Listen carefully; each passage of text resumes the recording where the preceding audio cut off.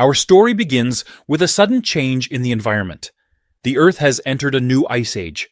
A reporter announces that global temperatures continue to drop with no signs of stopping, and that transportation resources and even buildings have frozen. However, he urges everyone not to give up hope, telling them that the government hasn't forgotten about them. As long as we stand together, we will overcome this crisis, he declares. But as he speaks, the sudden drop in temperature causes a plane flying overhead to freeze and crash on top of the reporter and his crew. A man watches this final shot of the last news broadcast, covered by the remaining TV station in the country, on a miserably frozen screen. After the plane crash landed on top of the remaining news network team, the TV finally cut to static. There would be no more news coverage of what was happening outside. In the room of our protagonist, Hanfang, the scene painted a picture of someone who had tried to fight but finally gave up. He had not even bothered cleaning up the mess of what little supplies he had left. The area around his entrance was filled with boxes of useless stuff and dwindling provisions. Suddenly, outside, someone was knocking quite hard and calling his name in a panic. Finally hearing the incessant calling of his name, Hanfeng stood up from his filthy, frozen apartment and took a steel bat modified with some nails, traces of blood still visible on it, as he slowly walked toward the door. He slowly and carefully peeked through the peephole to see who was on the other side of the door. There was a woman, trembling from the cold, even though she was wearing warm clothes. Hanfeng had known her before the sudden change in Earth's temperature. Her name was Hyona. Recognizing her, Hanfeng asked, "What are you doing here?" He urged her to come inside, telling her it was dangerous out there. But Hyona stopped Hanfeng from closing the door, grabbed him, and started kissing him. She kissed Hanfeng for a long time. As they paused after the long kiss, Hanfeng, embarrassed, asked her, "You kiss me the second I open the door. What's gotten into you, Hyona?" She told Hanfeng that she had realized he was the one she truly loved, the one she was meant to be with. It takes a crisis to see someone's true colors, to see who really cares, who will be there for you no matter what, she explained. She came closer to Hanfeng and said, "If you don't believe me, here, feel my heartbeat. I'm willing to do anything with you now." She pressed her leg between Hanfeng's legs, causing him to get excited. Hanfeng grabbed Hyona and said, "You have no idea how much your words mean to me." But right now, however, before he could finish, Hyona stopped him, saying, "Shh, don't say another word," and asked him to just close his eyes for her. As he closed his eyes, suddenly someone grabbed Hanfeng's room door and attacked him with a baseball bat. Hanfeng lay on the ground, covered in blood. Hyona asked the man in the blue jacket if he had really killed him. Upon hearing this, the blue jacket man responded, "Don't even try to play innocent. You knew he had to go. Deep down you knew it. The world went to hell a long time ago. One less mouth to feed isn't going to change anything." He asked Hyona to let's see what this chump was hoarding, explaining that if they played their cards right, they might survive until someone rescues them. Hanfeng, still unconscious and unable to move, thought, "So this is what it feels like to die." As he lay dying, he saw that cold-hearted woman and the man in the blue jacket flirting in front of his corpse.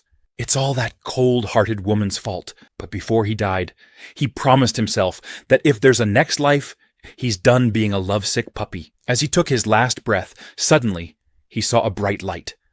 As he approached the light, he felt a warmth of comfort. He wondered if this was the path to heaven.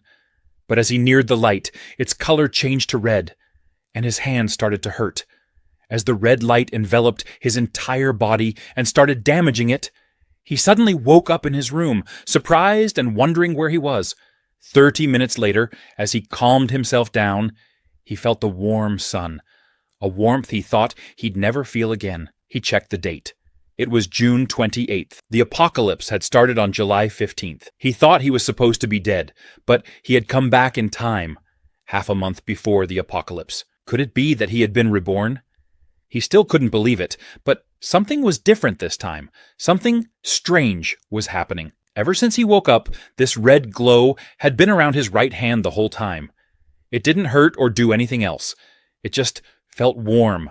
He thought he was imagining things at first, but suddenly he felt cold and started sneezing. And in the next moment, the light on his hand turned green and began to grow larger. Hanfeng went back to his room and closed the door. He was confused to see beams of light shooting out of his hand, wondering how science could justify this.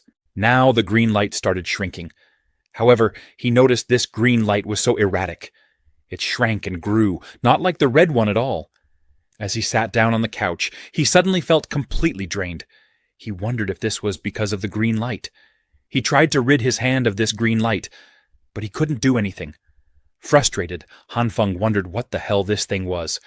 Suddenly, he remembered and wondered if this was just like those manhwa stories he read. The protagonist is always reborn with cheat-like powers. He grabs a kitchen knife, curious to discover his new power. But moments later, he realizes it doesn't react. Suddenly, he feels a wave of hunger. He opens the fridge door, only to find it empty. The green light on his hand makes him feel weak. He knows if he doesn't eat soon, he'll pass out. His eyes land on a snack jar, roasted soybeans, leftover snacks from before the apocalypse. Not a full meal, but it'll do for now. He realizes he'll need to hit up the supermarket later. As he picks up a roasted soybean with his glowing green hand and eats it, the soybean transforms into a plant. Stunned, Han Feng thinks, "What the? Are those soybeans?" He notices he doesn't feel tired anymore. The green light in his right hand is gone too. He wonders if it had something to do with the soybeans. He grabs a soybean from the plant and sees that it's a bean sprout. Could this be his power? What an incredible discovery, he thinks. I need to study it more. But first, I have bigger fish to fry. I need to stock up on supplies before the world ends. As he heads out for supplies, he's still pondering his power. First, there was a red glow around my hand. Then it turned green. The green glow shrinks and grows, making my heart beat faster and making me feel super tired. Then I touched the soybeans with my glowing hand, and they became bean sprouts. I still can't figure out what kind of power this is. Suddenly, someone calls his name from behind. It's the same girl who killed him in his previous life. She asks Han Feng if he's out shopping too. "It's like fate, running into you like this," she says. Seeing Li Hyona again, Han Feng is shocked. Li Hyona, the goddess of his dreams, for 3 long years. He had done everything to make her happy, even when he knew he was just a fallback guy. But he never thought she'd end up getting him killed. Rage fills him upon seeing her again, but he calms himself, thinking now's not the time to take revenge. Not yet. He needs to secure supplies first. Li Hyona asks Han Feng, "What are you spacing out for? I've been calling your name for a while." Han Feng apologizes, telling her, "You look especially beautiful today. I got a bit lost in the moment." Li Hyona smiles and says, "Oh my, stop it. Since when did you get so smooth?" She then asks, "Well, now that we've run into each other, how about we do some shopping?" However, Han Feng declines, saying, "Sorry, I can't go today. I have some work to do." Upon hearing this, Li Hyona is shocked. Han Feng realizes she just wants to use him as her personal ATM again. But not this time. I'm not that foolish anymore, he thinks. A moment later, at the Waldemar Shopping Plaza, the largest and most well-stocked supermarket in the East region, Han Feng plans his shopping. Of course, when the Ice Age hit, this place was cleaned out overnight. Nobody ever found out who did it. He needs to stock up as much as he can before the apocalypse hits. Food, winter clothes, medicine, daily necessities, fuel. There's a lot to prepare, but right now, he has a much bigger problem as he checks his bank balance. There's only 15,357 won left in his account. Frustrated, he wonders, what am I supposed to do with this? Suddenly, he receives a message. Money Jar Loans. Congratulations. Your 2023 credit evaluation has been approved. You're now eligible for a loan up to 168,800 yuan. To confirm, please click on the following link. Upon seeing this, he gets a great idea. He downloads a loan app thinking, there are plenty of ways to get a loan. And I won't have to pay it back after the apocalypse anyway. On the other hand, Li Hyona is really pissed off after Han Feng refuses her, thinking, he's just one of my many simps, and he dares to refuse me. I'm seriously pissed off. A pathetic loser who doesn't even own a car. Don't expect me to be nice to you ever again. Suddenly, a horn sounds come from behind her. As she turns, she sees Han Feng. Surprised, Li Hyona asks, "Is this car yours?" Han Feng replies, "Yes, I just got it." He explained that his dad has been doing great in the US business-wise, so he wired him some cash. He just dropped him off at the airport, actually. Upon hearing this, Li Hyona made a sad face and said, "Oh, You were taking your father to the airport today. I'm sorry for asking you to go shopping with me without knowing. She started crying, saying, You were so cold earlier. I thought maybe you were ditching your friend. Upon hearing this, Han Feng smiled and said, Silly girl, why would I ever ditch you, Hyuna? You're way too important to me. Seeing this, Lee Hyuna thought her acting was working, so she tried to take it to the next level. She told Han Feng, You are pretty special to me too. How about we have dinner and watch a movie today? I want to get to know you better. What do you think? However, Han Feng was not there. He was unloading supplies from his car. Angry, Lee Hyuna asked Han Feng, Why did you buy so much stuff? Han Feng replied, Nothing special, just some things I like. Oh right, I got you a present too. Upon hearing this, Lee Hyuna was happy and said, Well then, I'll look forward to it. I'm heading home. As she was leaving, she thought, Han Feng is now my dog again. On the other hand, Han Feng was thinking, I can't let her find out about my little stockpile. It's my ticket to surviving the apocalypse, after all. Just you wait. Once the world ends, you'll get what's coming to you. Both of you. Especially the guy who helped you kill me, he said. He smiled and thought, Actually, I'm starting to look forward to the apocalypse, July 15th, the day it will all begin. Heavy snow, temperatures will plummet to minus 20 degrees Celsius. Thursday, June 29th. Over the next month, temperatures will continue to drop gradually, reaching lows of minus 70 degrees Celsius. The world will be encased in ice and snow, making it impossible to go outside. So he stocked up on enough food supplies. He ensured that it all needed to be packed and sealed. Can't let the neighbors suspect him of hoarding all the food. As for the sensitive supplies, he moved them himself at night when no one's around. After the apocalypse, the power grid will be extremely unstable. That's where this bad boy comes in, a generator, plus enough fuel to keep it running for at least a year. When the apocalypse hits, the heating system will stop. So he modified his house for independent heating and reinforced the doors and windows while he was at it. He created a dedicated room for storing supplies, too. By the time he finished getting everything ready, it was already July 14th, just one day before the temperature plummets. Next, it's time for the main event, studying his ability. To survive in the upcoming Ice Age apocalypse, relying solely on the supplies he's accumulated won't be enough. This power to manipulate plants, it's his only hope. So he cooked all the soybeans he grew himself, using his ability to find out if they are edible. But it's so random. He still hasn't figured out the trigger. All right, time for a taste test. Gotta make sure these things are edible. After eating half a plate, he realizes that it's edible. This proves that with this ability, he can produce food. The next step is figuring out how to actually use this thing. So far, he's only tried it on soybeans. He needs to see if this ability works with other plants too. He uses other vegetables from his fridge to test. After experimenting all day long, he uses his ability for so long that he passes out. When he regains consciousness, his head is hurting really badly. Upon seeing this situation, he realizes this power takes a serious toll on his mind and body. He eats some soybeans to get some energy. Still, at least he learned something about this ability. Before he blacked out, he tried using his power on a bunch of different plants. Some didn't react at all. Some grew from seeds into full-blown plants, like the soybeans. And some exploded. After the explosions, they turned into substances that look like coal, but are very light. These black substances can be used to heat. No more worrying about staying warm now. Afterward, he tried many more times. He focuses, controls his breathing, and finally succeeds in growing. Because he used his ability for so long without rest, he passes out. But before he does, he realizes that the success rate is way too random. He can't find any patterns at all. He wonders if there's some principle behind how this ability works. At least, after practicing for so long, he has some understanding of the activating conditions. The key lies in his consciousness. He has to imagine himself out in nature, as his body and mind are both part of the natural world. That's how he can activate this ability. However, this time he wants to try this ability on meat, wondering if he can grow meat. But there's no reaction to meat. He thinks, don't tell me it only works on plants? He tries really hard to make it work, but there's still no reaction. When he meditates, he can sense two distinct colors, and he hasn't even tried using the red one yet. So he starts meditating to activate the red light. As the red light comes out from his hand, some reaction starts happening in the meat. The next moment, the meat becomes something really disgusting. As he looks at that piece of meat carefully, he finds out that the meat reacted to the red light. But it feels like it got cooked or something. He wonders, is that all the red light does? Heat things up? He knows this is not the only thing the red light does.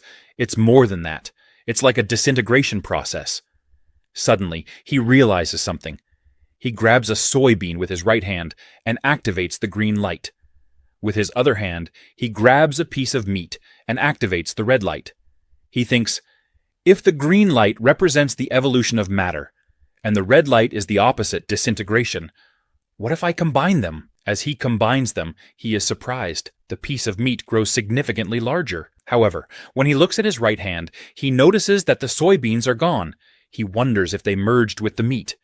As he inspects the meat carefully, he thinks, this is incredible. It looks, feels, and smells exactly like real meat, but somehow even fresher. Upon seeing this, he got really excited and tried to do it one more time.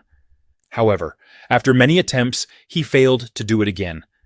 Disappointed, he thought, forget it, I'll take my time to figure that out. Still, he was very happy that he made so much progress today. He smiled, thinking, if I can just master this power, I'll be the man standing at the pinnacle of this apocalyptic world. But reality hit hard, as he realized that food's not going to cut it. He was completely defenseless out here. So he started cleaning, thinking, I gotta hurry and find myself a weapon before the temperatures drop. Suddenly, he noticed it was snowing outside. Realizing the apocalypse was near, he knew temperatures would drop to 45 below within the week. Before that, he needed a gun, fast. But buying guns was illegal, and he didn't exactly have any connections. Suddenly, he heard a voice. As he looked toward it, he saw a man he had seen around before.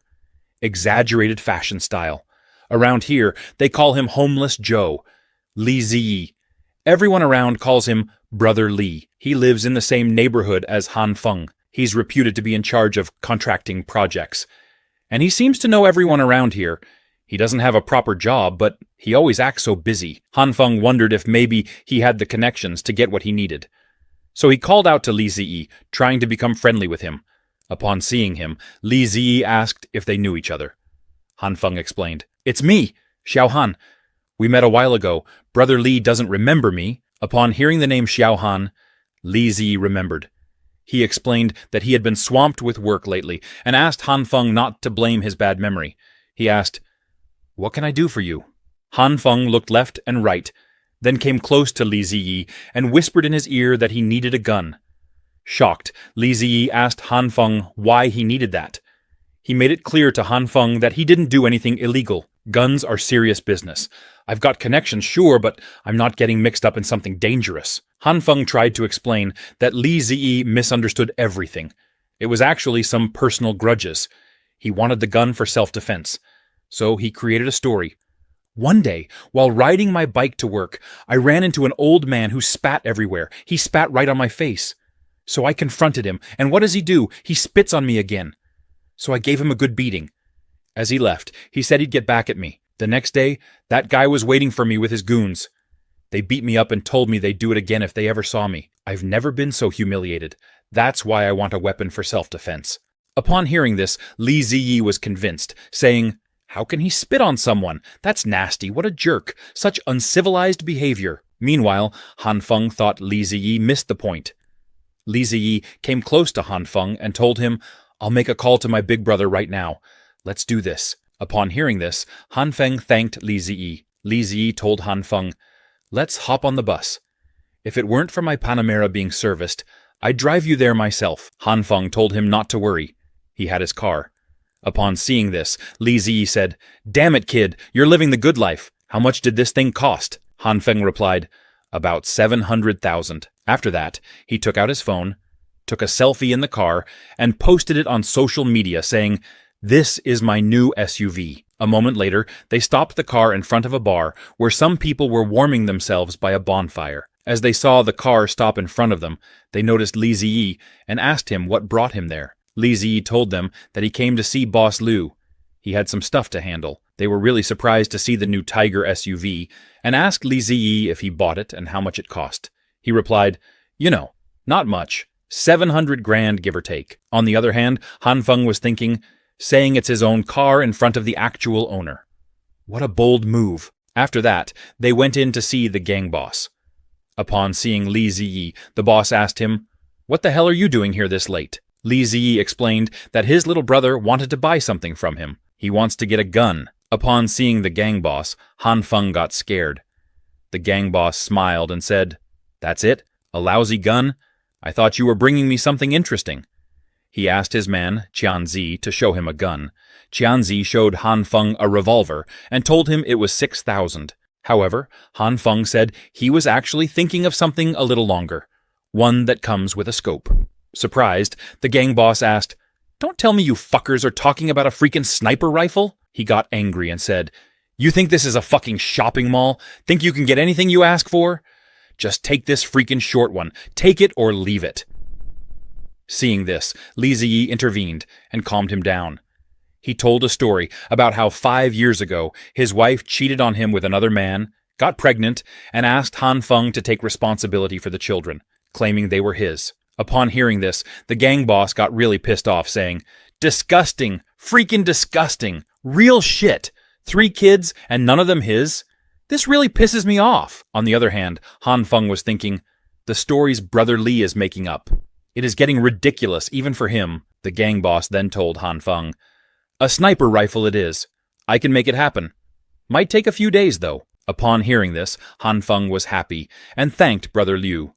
Boss Liu told his man, Qianzi, to arrange it and see if he could get a semi-auto. He also loaded Han Feng up with ammo and gave him a pistol as a gift. Upon seeing his kindness, Han Feng told him that a buddy of his, who is with the government, had told him that due to the abnormal weather, they were going to limit the purchase of supplies soon. It's best to stock up on supplies in advance. At first, Boss Liu thought he was just joking, but upon seeing the seriousness in Han Feng's eyes, he realized that he was not joking and said, after that, they left from there.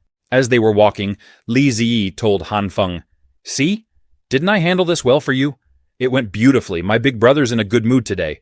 I could even ask him for a cannon, and he'd probably say yes." Han Feng thanked Li Ziyi for everything he did, and told him that he'd grab him some cigarettes on the way out. Upon hearing this, Li Ziyi replied, "Cigarettes? Don't be silly, pal. I do this because I like to help people out, you know that. But if you insist, then Huazi it is. Other brands make me cough. Don't go crazy. 7, 8 cartons will do. Once I get paid for that project, I'll take you to a sauna." However, Han Feng didn't pay much attention to his words. He was thinking about how he had prepared everything for the early days of the apocalypse. Now, it was time to focus on studying his ability. If he could fully solve the food problem, his chances of survival would skyrocket. As he was in deep thought, he didn't pay attention to where he was walking, and his foot slipped. He fell to the ground. Li Ziyi asked him if he was okay. Han Feng told him that he thought his leg was broken and asked Li Ziyi to take him to the hospital. However, Li Ziyi told Han Feng that he didn't have a driver's license and couldn't drive without one. So he grabbed Han Feng on his back and got into a taxi. Meanwhile, at the hospital office, the doctor told the nurse, Ji Yun, to take care on the night shift and wished her to be careful out there as the snow was getting heavier. Suddenly, she got a call asking, "Head nurse, please come to the hall, we are short-staffed." The doctor told Han Feng that there was a stable fracture on his right tibia, and that he would need to stay for an hour for observation.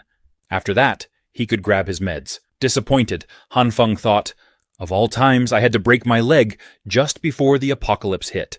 Li Ziyi also told Han Feng that he had to go because he had a few deals to handle. He asked Han Feng to call him if he needed anything. The hospital was overflowing with patients, victims of accidents caused by the sudden blizzard and plummeting temperatures. Emergency beds lined the hallways, a grim testament to the worsening conditions outside. Han Feng was waiting for his turn, wondering how long it would be until he got his meds. Suddenly, he saw the head nurse, who was taking care of all the patients injured due to the sudden change in temperature. Han Feng thought, "She's amazing. A head nurse at such a young age, incredibly skilled, kind to every patient. She is really pretty." Suddenly, the man sitting next to Han Feng called the head nurse. She came close to him and told him, "We're a bit short-staffed right now. Can I come back a bit later to help you?" The old man told her that his back had suddenly started hurting, and it had been getting worse lately. He asked, "Would you mind taking a look? Maybe tell me what's causing it?" As he was asking, he tried to take a photo of the head nurse's underwear. The head nurse didn't realize this, and told the old man that they would need to get an x-ray to be sure. But the old man didn't give up, and tried to force the head nurse to just take a quick look, telling her that he'd show her where it hurt. Suddenly, he grabbed the head nurse. She tried to tell him to wait for the resident physician to examine him, but the old man grabbed her ass. Suddenly, Han Feng threw his crutch toward the old man. He walked toward them and asked for forgiveness, saying it was his first time using one of these. As he picked up the old man's phone, the old man got really angry and said, "Don't touch my phone, you brat! Give it to me now!" But Han Feng saw that the old man had secretly taken a photo of the head nurse's underwear. He warned him, "You've got some nerve, old man. Filming up a nurse's skirt? And even molesting her? Give me one good reason why I shouldn't call security and have them escort you to a police cell where they love pervs like you. You better get the fuck out of here, old man. Of course, I'm not giving your phone back. Next time I see your creepy face, it's going straight to the internet." Upon hearing this, the old man got really scared and ran toward the door as fast as he could. Upon seeing him, the head nurse wondered, didn't he say his back hurt? He ran off pretty quick. Han Feng, after seeing the head nurse's reaction, couldn't believe it and wondered, are there really people this naive in the world? Han Feng told the head nurse that the old pervert had just filmed up her skirt. Upon hearing this, the head nurse was really surprised and wondered, how didn't I notice? Han Feng gave her the phone and told her she could decide whether to wipe it or call the cops. He also advised her to be more careful, so perverts don't take advantage of her. The head nurse thanked Han Feng for his help and said, "I wanted to ask earlier, isn't your ankle injured?" She then treated Han Feng's ankle injury, and Han Feng thanked her, but the head nurse replied, "I should be the one thanking you. I won't let such bad guys get away anymore. I'll punch them real good." Han Feng advised her to be more aware of her surroundings next time. However, he noticed she was still naive as she grabbed his leg between her boobs. He thought, she's still not aware at all. Suddenly, someone called for the head nurse, saying they needed her. Before she left, she told Han Feng, "Don't forget to come back in a week to get your ankle checked." Upon hearing this, Han Feng realized he wouldn't be able to see her again. The next day, Han Feng was watching TV at home when urgent news popped up saying, "We interrupt this program with urgent morning news. Within the next 24 hours, all regions of the country will experience heavy snow and a sharp drop in temperatures. Reports from our overseas correspondents show that temperatures are plummeting worldwide. Our experts, along with specialists from 46 other countries, are rushing to the UN to discuss the cause of this weather anomaly. Experts say this severe cold snap won't last long. However, please pay attention to disaster warnings in your area and follow the arrangements made by the local government. They ask everyone to remain calm, do not believe or spread rumors, and refrain from hoarding supplies. This disaster shall soon pass." Han Feng thought, typical. The government's lying through their teeth again, feeding them bullshit to keep them from panicking. If I hadn't died and come back to life once already, I might have actually believed them. But not this time. This time I am prepared. Everything I need is fully stocked. The house is reinforced, and the heating system is good to go. No need to worry about survival for now. As he was feeling happy about his preparations, his phone started ringing. The residents of the building where Han Feng lived had created a happy housing complex residence group so they could keep in touch with each other. Everyone in the complex was talking about the snow disaster. Suddenly, a mysterious person appeared in the group and told everyone to pay attention to him. He said, "This snowstorm wasn't caused by normal weather patterns, but by something within the earth itself. Remember my words. This is no ordinary snowstorm. The Ice Age apocalypse is about to begin." Upon seeing this, Han Feng was really surprised and wondered, who is this guy? How does he know about the apocalypse? He realized he needed to be mindful of this mysterious person. Suddenly, the residents asked property management if they could clear the snow built up around the neighborhood because they couldn't even get their cars out. They were still planning on going to the supermarket to buy food and were paying property management fees for nothing. "Be quick and clear the roads at the entrance of the neighborhood too, or else the supermarket will be emptied out," someone demanded. However, another person questioned, "Why are you thinking of driving out with all this built-up snow?" Even if you get out of the neighborhood, you won't be able to drive anywhere else. Then what should we do? It's minus 20 degrees. Do you want me to walk all the way there? He replied. Everyone agreed with him, saying, That's right. Who knows how long this snowstorm will last? I heard everyone is going crazy, snatching up supplies. If we don't go now, it will be too late. Everyone was really frustrated, questioning, Where's the property agent? Get out here and give us an explanation. Property management apologized to all the owners, but explained that the snowstorm was really too heavy and there wasn't much they could do. Upon hearing this, all the owners got really angry, saying, Then what's the point of paying you guys? You can't even handle such a small matter. They demanded that property management refund their fees. Meanwhile, Han Feng was watching everything from the sidelines, thinking, What a completely meaningless fight. This snowstorm isn't something that humans can deal with. Suddenly, a man came forward and asked everyone to stop fighting. He was the owner of room 1204, named Jiang Shuiyu. He told everyone, The snowstorm is so heavy that even if they clear it out, it will build up again after a few hours. Instead of fighting, if everyone had helped clear it, we would have been able to go out long ago. The property management guys are also humans. There's nothing they can do in the face of a natural disaster. Or are you guys just taking your frustration out on them? But the others didn't agree with him, asking, Who the hell are you? Why are you lecturing us? Are you an owner? Why are you speaking on behalf of the property management? Are you part of the property management? Jiang Shuiyu explained that he was not speaking on behalf of the property management. He was just speaking objectively and realistically. It's meaningless to push the property management into a corner. This matter can't be resolved, and they also won't be able to get the result they desire. Upon hearing this, everyone asked Jiang Shuiyu what they should do. Jiang Shuiyu explained that driving a car to the supermarket is impossible. Even if they do clear the roads in their neighborhood, who can guarantee that the roads outside are clear? So his suggestion was to walk over. If they accepted, he would go down and help the property management clear the footpaths. Speaking of Jiang Shuiyu, Han Feng seemed to have some recollection of this owner Jiang. In his previous life, he was a very lively person. Suddenly, someone asked, Is this matter that complicated? Those who want to go out should clear the roads. Those who don't should just shut up, fighting for half a day just to clear some snow, so annoying. After saying that, he left the chat room. Li Ziyi also agreed, saying, I will also head down to help, quickly clear the roads. I still need to accompany my good brother to discuss business worth a few million. Upon seeing this manner of speaking, Han Feng realized it was very similar to someone he knew. Seeing this, most of the people agreed with the suggestion. Suddenly, a girl also agreed to join, saying, I will go too, but my strength is slightly weak. Upon seeing this, Hyuna also agreed, saying, Although I have had the flu these past 2 days, Brother Jiang has set an example. I will also go down to help. After seeing Hyuna, all the men in the chat room gathered around her, saying, There are so many men here. How can we let Hyuna go?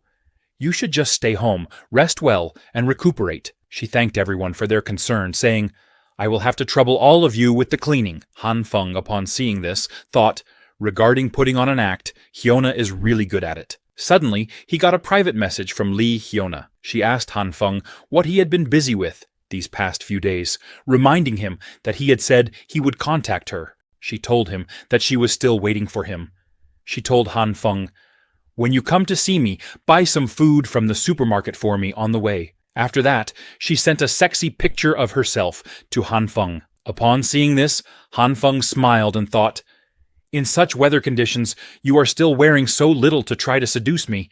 You are really putting in the effort to make me run. He wondered how he should reply to her. So he wrote something that made her really angry. She stomped her foot on her phone, saying, Bastard Han Feng, just you wait. Today is the 3rd day since it started snowing. The temperature is now minus 20 degrees. In the early stages of the apocalypse, they still had the central heating system running. They still had the internet, and everyone was still going on with their daily lives as usual. He could only scroll through videos to pass the time. It's only the 2nd day, and he was already bored. He realized that the biggest problem of the apocalypse is learning how to endure loneliness. On the other hand, his leg wasn't doing too well either. A broken bone needs at least a few months to completely recover. So he continued watching videos. Suddenly, he noticed a video of a hospital where a patient covered in blood jumped into the scientific column. Is there really someone in this world who possesses the power of self-recovery? After doctors sewed up the wounds of this man who jumped off the 15th floor, they discovered that his damaged internal organs and bones had started to regenerate. Is this real or fake? Please follow and watch next week's video. Upon seeing this video, Han Feng was surprised and thought, "That's right, why didn't I think of this?" So he activated the green light and placed it on his broken leg. After trying once or twice, he gave up, saying, "Looks like I was overthinking it.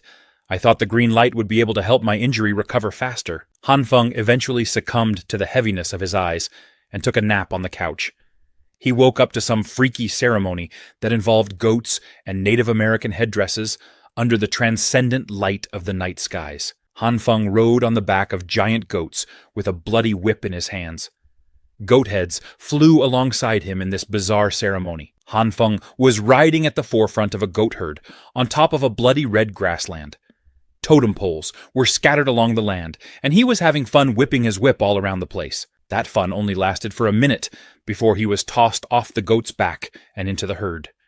He eventually landed on the blood-red grassland, and his foot landed badly with a crack that made him shiver in pain. To go from the absolute freedom of riding goats in the grassland to being immobile on the ground was quite jarring. To make matters worse, one of the goats started licking his broken leg.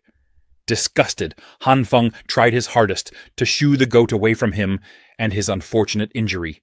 He pushed the goat over and over again until the animal finally snapped.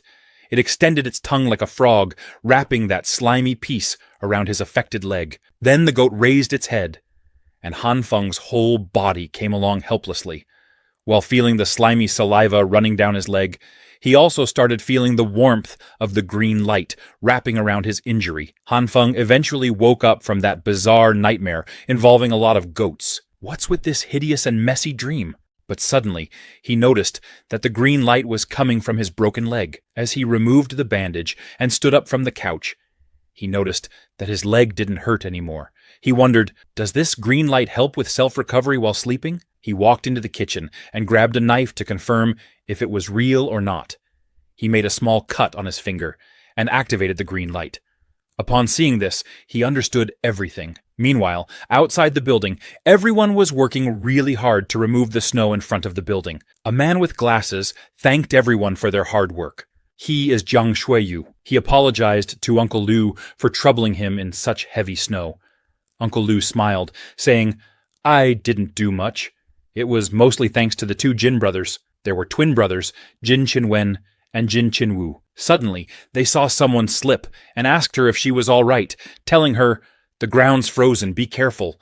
She was head nurse Jin Jiyan, whom they saw at the hospital. She thanked the Jin brothers for their help, telling them she would be careful next time, and they didn't have to worry. The Jin brothers told Jin Jiyan they would go clear up the main path first, and to call for them if she needed any help.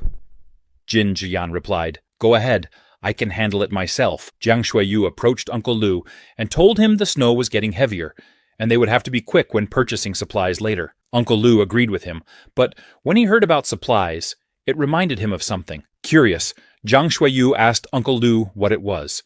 He replied, 'It's nothing significant,' explaining that he heard that, for the past few days, an owner in their neighborhood had been bringing back supplies on a small truck, as if he were moving houses. Upon hearing this, Jiang Shuiyu questioned, 'Isn't that a common sight?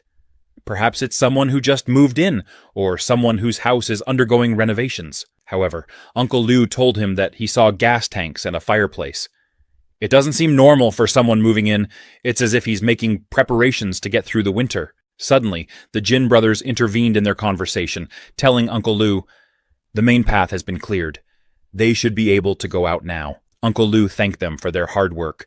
But suddenly, someone grabbed the Jin brothers from behind and asked, 'You guys were talking about making preparations to get through the winter just now? That sounds interesting.' Then someone hit him with a snowball. It was Liu Yan, who asked Wu Kuan-yu to stop skiving. 'Get over here and continue working.' Wu Kuan-yu got really angry and told Liu Yan, 'I obviously did everything alone. You were just watching from the side.' Liu Yan replied, 'Don't point at others when you speak.' However, Jiang Shuiyu intervened and told them to stop quarreling. He announced, 'The main path has been cleared. Everyone get ready to head out to the supermarket to buy supplies. The Jin brothers were really happy, thinking about how much they needed to buy. They also sent a message to their mom, saying they probably needed to buy supplies for their house as well. Uncle Liu asked Zhao Jiang for his thoughts on the matter, reminding him of what he mentioned a moment ago. "Do you think it's related to this snowstorm?" Xiao Jiang replied, "Truthfully speaking, I am not too concerned about it. It's just a brief snowstorm. It will stop very soon. At that time, everyone's lives will return to normal. So, for now, I don't think they are related. Even if we assume that this snowstorm won't stop, if someone in our neighborhood possesses a huge amount of resources, isn't that a good thing for our neighborhood?" Upon hearing this, Uncle Liu agreed, saying, "You are right. The young ones do indeed use their brains more." After that, everyone started heading toward the supermarket to buy supplies. However, as the snow got heavier, Jiang Shuiyu told everyone, "Queue up and get ready to move out. Don't push. Let's try to get back within 3 hours before the snow gets even heavier." They struggled as the snowstorm worsened. Meanwhile, at Han Feng's house, he was sleeping without any worry. Suddenly, someone knocked on his door, calling out, "Open the door, little brother." As he opened the door, he saw it was Li Ziyi. Li Ziyi apologized for waking him and said, "I brought you the item you wanted, a semi-automatic assault rifle.